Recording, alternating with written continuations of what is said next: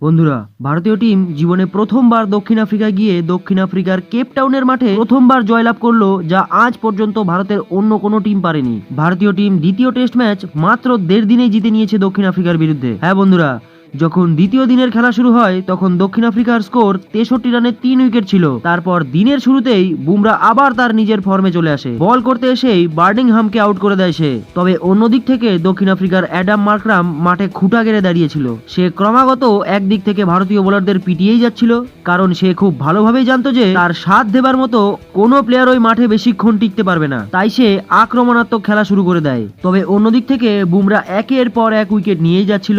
জসপ্রীত বুমরা দ্বিতীয় ইনিংসে দক্ষিণ আফ্রিকার 6 উইকেট নিয়ে দক্ষিণ আফ্রিকার একেবারে কোমর ভেঙে দেয়। তবে অন্যদিক থেকে মার্করাম খুব সুন্দর খেলে নিজের সেঞ্চুরি পূরণ করে ফেলে। মার্করাম 103 বলে 106 রানের ধোঁয়াধার ইনিংস খেলে। মার্করাম যদি কাল সেঞ্চুরি না করতো না, তাহলে ভারতীয় টিমকে দ্বিতীয় ইনিংসে ব্যাটই করতে হতো না, তার আগেই ভারত এই ম্যাচ জিতে যেত। মার্করামের সেঞ্চুরির জন্যই দক্ষিণ আফ্রিকা ভারতকে 79 রানের লিড দিতে পেরেছিল।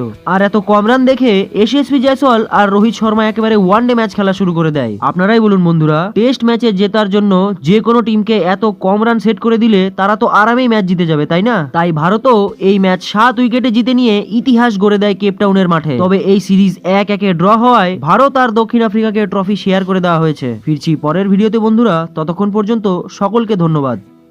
স্পোর্টস জগতের সব রকম ছোট বড় নিউজ পাওয়ার জন্য আমাদের চ্যানেলটিকে সাবস্ক্রাইব করুন এবং পাশে থাকা বেল আইকনটি দাবাতে একদম ভুলবেন না। এই চ্যানেলে স্পোর্টস জগতের সমস্ত রকম খবর পাবেন সবার আগে।